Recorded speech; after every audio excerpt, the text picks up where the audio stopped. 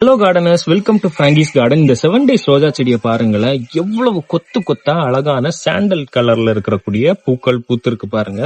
இந்த பூக்கள் 7 நாட்கள் வரைக்கும் வாடாம இருக்கும், செடியில அப்படியே இருக்கும். பாருங்க, சம்மர் டைம்ல கூட எவ்வளவு கொத்து கொத்தா அழகா பூத்திருக்கு.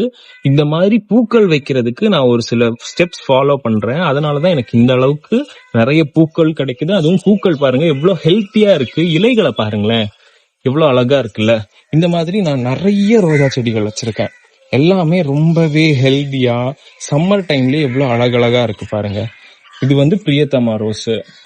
அப்புறம் இங்க ஒரு 7 days பிளான்ட் இருக்கு. இது காப்பர் ரோஸ்.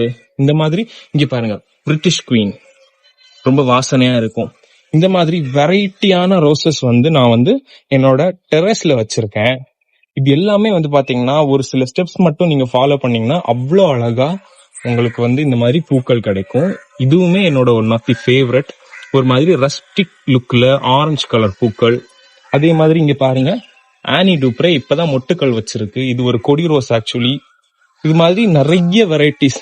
எந்த வெரைட்டி ரோஸ்னாலும் நீங்க ஒரு சில டிப்ஸை ஃபாலோ பண்ணீங்க அப்படின்னா கண்டிப்பா நல்லா வளர்க்கலாம்.